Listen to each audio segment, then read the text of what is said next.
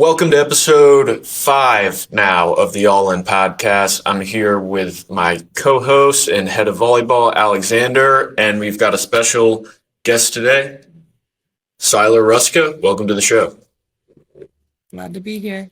Thanks for joining us. So you have quite an interesting story now, being a Wright State commit out of high school, longtime user of Press Sports as well, and then going through kind of the transfer process. It would be great if you could kind of walk us through your journey as an athlete, from the beginning, really. Oh, there's a lot there. I guess it kind of all started back probably in like sixth grade, I would say. That's kind of when I really started to get serious with volleyball, and I started doing sports performance camps. I would drive down to Illinois. I live up in Marquette, Michigan, and so Aurora, Illinois is about a 6.5 to 7 hour drive, and I go down there for camps and clinics because there's really not a whole lot of volleyball up where I'm from. It's a very secluded area. So we go down to camps, and my mom back in the day played for Windy City, so she knew Rick and Cheryl Butler really well. And she kind of was talking to them, and as I was getting more serious about volleyball, she kind of asked them what would they be willing to do to allow me to kind of be a part of sports performance. And my freshman year, as things went on, I kept doing camps through middle school, and then freshman year, Rick and Cheryl invited me to be a true part of the program, but I was still in high school up in Marquette. So I would play high school ball, and then when club season would start up, I would drive to tournaments my freshman year. My mom and I would hop in a car every single weekend, and we'd go down to sports performance, or we'd go to JVAs or any other tournament.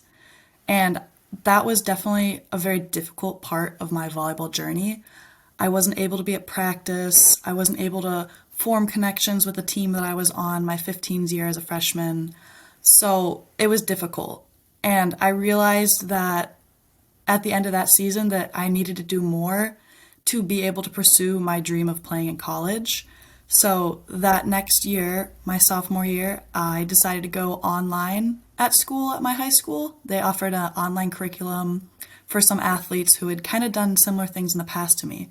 So I went fully online my sophomore year, and I actually moved down to Illinois, and I lived with my relatives, which worked out really well. So that year, I was able to get in the gym, be with the team during practice, be there, get extra reps, all that good stuff. And that was really beneficial. And that's actually the year towards the end of the season, that's when COVID hit, which really messed things up. Like, I think that was a really, really hard point in my time as an athlete. I was just kind of getting into the groove of things. That was my first true season of club. I was loving the girls around me, loving practice, and then COVID hit, which shut everything down, which was really, really hard. So that definitely put a turn in things. I'm trying to think of where to go next. So, question to kind of jump in with, you said that you drove, what was it, 6.5 hours Yeah, every to get weekend. down there every weekend, and that you would drive to the tournaments, but you didn't have much training with the team.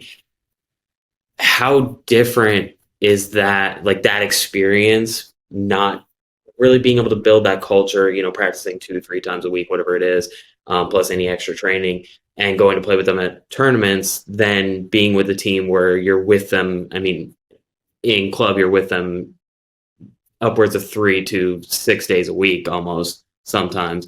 How different is that? And like, how much more important is being able to build that culture and bond with those girls?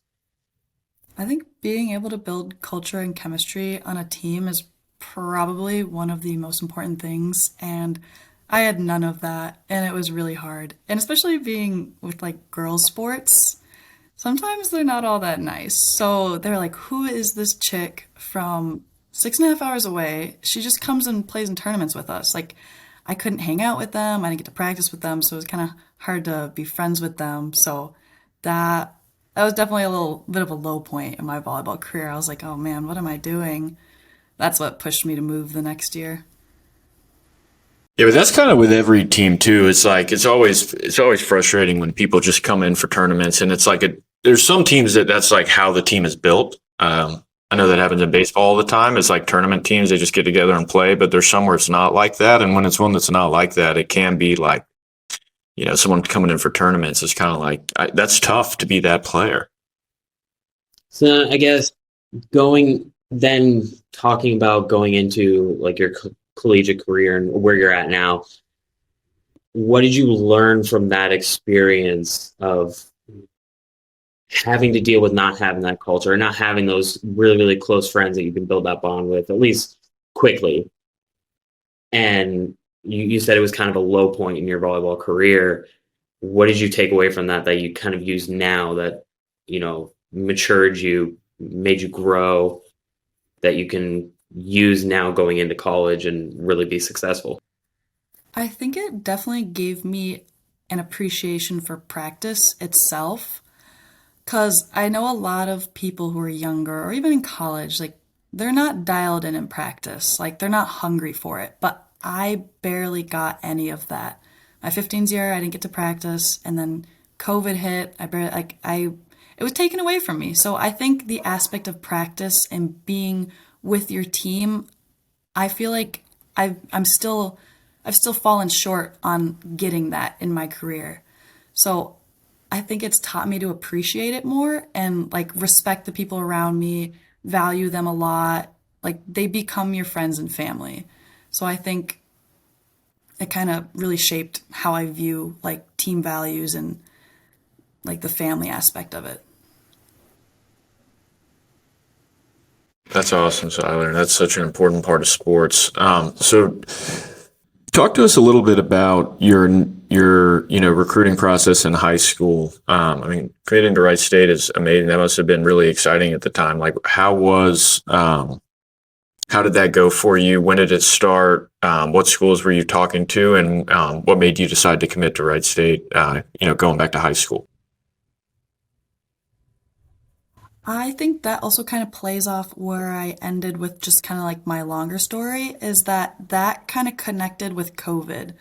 Like my sophomore year going into the junior year, that's when recruiting usually becomes very important for my age group, but that got cut off for me and so many others. So I would say COVID definitely made things really, really hard. I will not lie. My recruiting process was a very, very slow one. And I think that is the same for a lot of other people who are around my age bracket. Um, I was very excited about Wright State. They kind of contacted me. They were actually one of the very last schools to contact me. So in the recruiting process, it could be the first school to contact you. You could love it. Somewhere in between, like you never know. I guess when you know it's right, you know it's right. But they contacted me very late in my recruiting process. Up until that point, I really hadn't have had a lot of serious interest from many schools. I'd gotten emails, some texts, I've had a few phone calls, but it was also hard with money. I would say that's a big thing is especially with the COVID shutdown and all the fifth year stuff, that was very new ground for college coaches. Like I had gone through my career working hard, expecting when I get to college, like I was easily gonna be on a full ride. Like that's something that was in my mind that I was working for. But when COVID and all that happened, I suppose I had to understand that there were going to be some limitations to my recruiting process the first time around. So when they offered me what they did, I was honestly shocked because it was the first time I'd gone and visited the school. And it just felt right. Like I met the girls, I loved them right off the bat. And like I said earlier, that's something that was super important to me, just like having chemistry, having a feel for the drive and the hunger that this team is going to have on the court, what they're going to be like off the court, and then the coaching. I really love the coaches right off the bat, so that was a big thing for me. And I decided to commit about 2 weeks later, so it was really fast. That is pretty quick. I think you made a really good point of it looks so different and it could be at any point where you find that school that is it feels right to you. And what made you I guess what made you choose that school, and what felt right to you that like really stuck with you, that you could see yourself there and play there, taking out that the COVID and the limitations that we talked about, which was a huge thing. I remember being a part of it, and just it made it really tough where all these fifth years were coming back, and that put back recruiting years a lot for people. But taking that out of it, what felt right with you? I think one of the biggest things was probably that they were a successful program. I'd gone all my life. I was successful at the middle school level.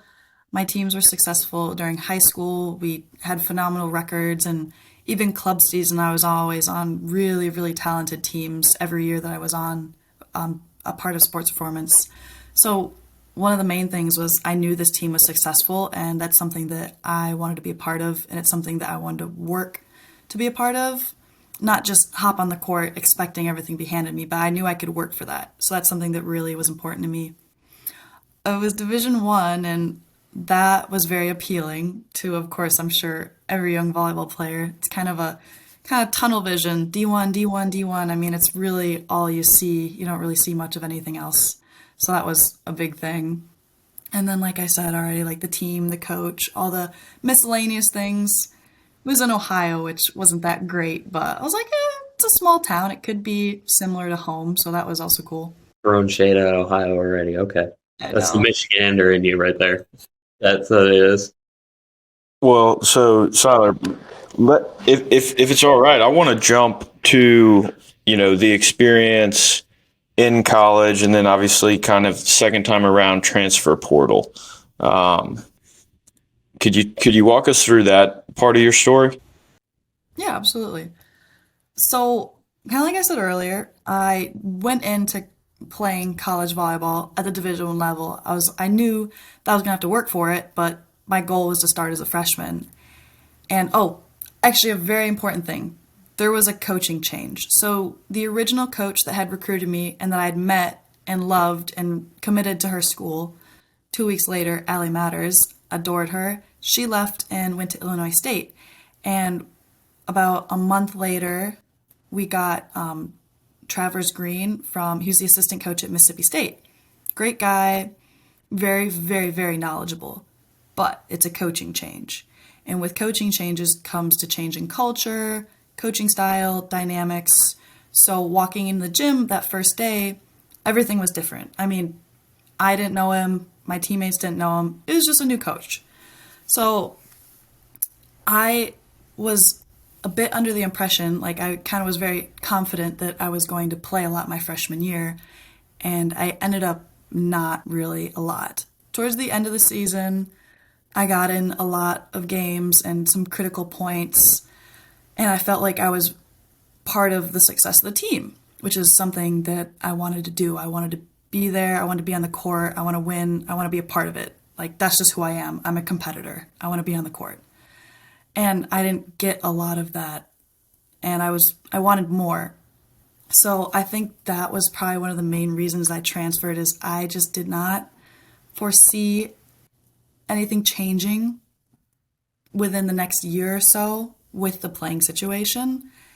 And kind of going back to COVID, there was going to be a fifth year outside, and I mean she's got much more experience than me, and the other outside was a junior, going to be a senior. So And that makes it really tough competition wise too, because you don't know what they're going to pick exactly. just based on training or opponent wise too. So that's reasonable on that one. So being a young player, I decided to pull the trigger and hop in the transfer portal, which is something that I honestly looked down on. I will not lie. I always was like, oh, this transfer portal stuff, these players are jumping all over. We've got people going from Big Ten school to Big Ten school to Big Ten school. And then I ended up being a part of it. And honestly, it shined a new light on it for me. It was a great process. All the Instagram accounts that promote you, the transfer season, the transfer portal season. There's a couple of them, but they did a really good job putting me on their page. I know there's the huge database with like the transfer, like they keep it all very, very organized, and it's very well done. It's a very strategic and smooth process. Which is amazing because of how vast it is. There's so many girls in the transfer portal. Yeah. So how organized it is pretty incredible, I'll say. Especially since I hopped in the first day, and like even after me, there's just posting, like, and then you're hearing about the numbers of how many people are in there. It's wild. It's really wild to think about. So, wait, how do we get access to this data? If these accounts are finding out about it through, can we just log into the transfer portal?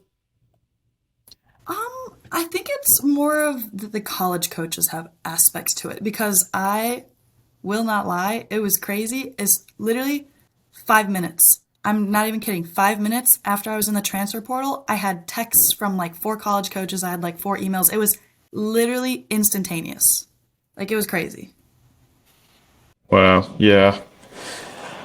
I mean, I think there's definitely an appealing aspect of, I mean, getting someone that has college stats and knows what they're getting into is a huge, like, if they want to transfer and keep playing after being in college sports for a year, you know that they know what it takes. Because like a lot of freshmen come in and are like, whoa, like I'm done.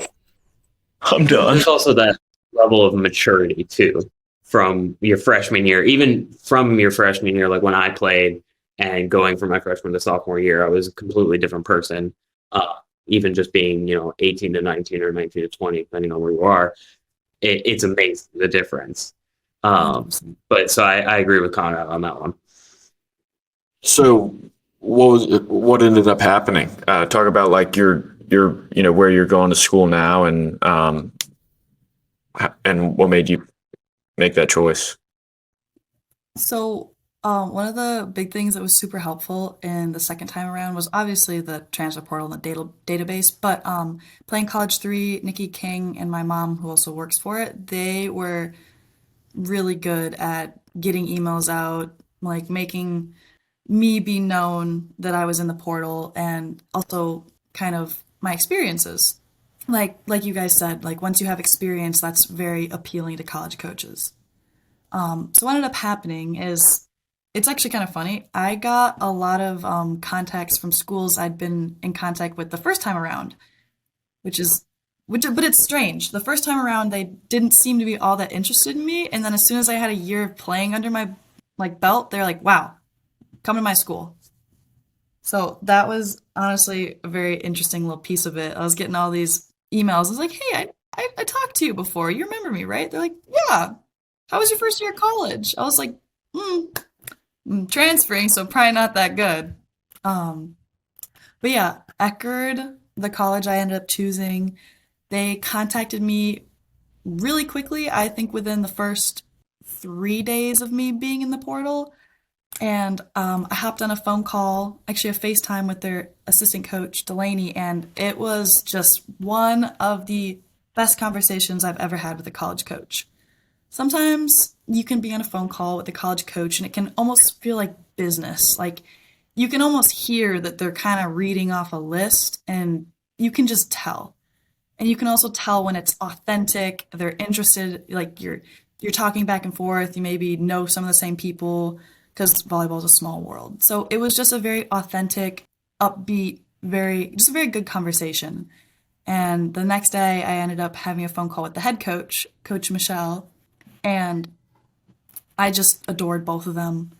They had just the best personalities. I knew that they were going to like push me in the gym. Like they kept telling me all these ideas that they had for me as a player and just for the program itself. And I knew that's something I wanted to be a part of. And they literally they're like, "Come visit," right off the bat. Barely ever talked to them. Like, "Come visit our school, come here." Like it just felt so good to have such an interest right away. I think that was one of the biggest things about them. Whereas some of the schools I talked to, they're like maybe we'll fly you out. Maybe we're interested. You can just tell. Like I will say, you can just tell. You'll know. Like you definitely know. And of course, it's in Florida, so I was like, you know what? I think I'm gonna leave. I was just about to say, you traded the snow for some sunny beaches there. That makes a little bit of a difference too with that one. I'm definitely over having like 300 inches of snow in my backyard every year. I couldn't do it. I mean, being from Florida, that's reasonable. Worst nightmare. It's terrible. The worst thing ever, personally, with that one.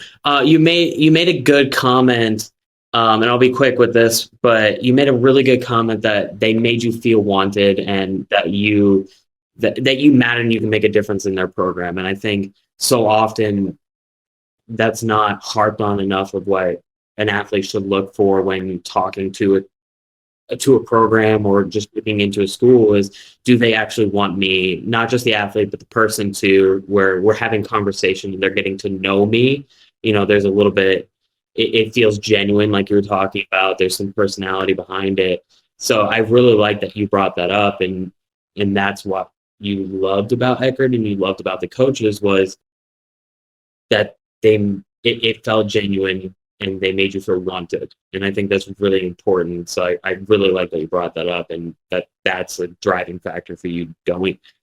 Hey, and Alexander, kind of what I want to Piggyback on that is, you were able to identify that and how valuable that is the second time around. If you could give advice to, volleyball players who are going through it for the first time, what would you be looking for if you could go through the recruiting process again for the first time? What would be important to you, given the opportunity to go through that again?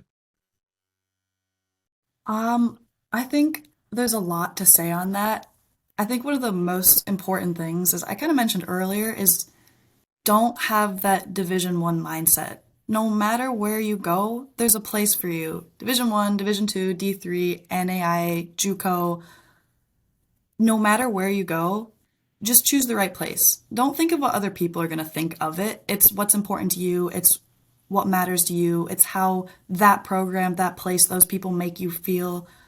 I would say don't go for the facade, for the fancy, unless that's what you want. But I would say look for genuine, authentic. Like, you can have meaningful conversations, and those are the ones that are important. Like, I don't know how to explain it, but you just know. Like, you can just tell when you're on the phone, and just have an open mindset. Like, I went into the first recruiting process, I was like, no way am I going to go to a school with 2,000 or under students. Why would I do that? That's so itty bitty. I want to go somewhere big. I want to go somewhere that has a lot of student body that's going to be super fun. Eckerd's got 2,000 students, and I am 100% more excited for that than Wright State's 10,000. So open mind on really anything, even location. I mean, yeah, anywhere could be good. So I guess open-mindedness is the biggest thing. And with the transfer portal now too, you just got to go where you can play because, you want to be one. Either you're going to play and have a great time and want to stay there, or you're going to play and have a great time and be recruited to play at the higher level that you maybe thought you would have hoped for out of school. But one of the worst things you can do is go sit on the bench somewhere like your whole freshman year. I've been through it. I did that too, Seiler, and it was like the transfer portal. Or be miserable. You might be playing, but being miserable, then you're not happy. It's you see so many athletes, not just in volleyball, but they'll go somewhere that aims so high and they'll make it there, and then they're miserable.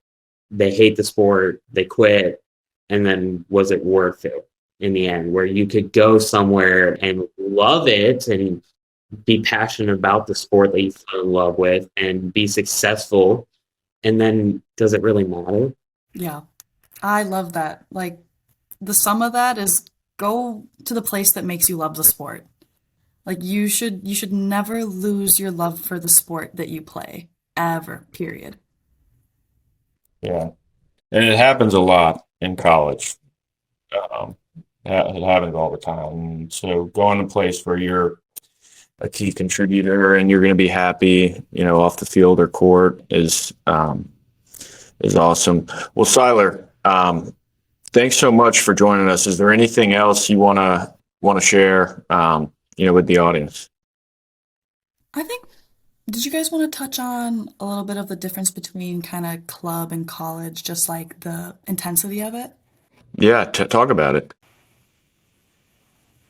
Yeah, I think I think a lot of kids are surprised by that one when they go into it. So Yes. that's a good point.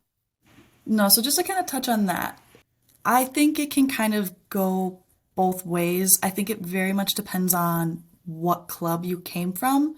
Personally, being at Sports Performance, very intense. If you know the club, you know what I'm talking about. Oh, yes. Yeah. Practice, practice, practice, extra rep. Like you're all in every second of every day that you're in that gym. So for me personally, going to college at Wright State, that first practice, I was like, what is this? Why are we getting water every 5 minutes? Like, I swear to you guys, I was flabbergasted.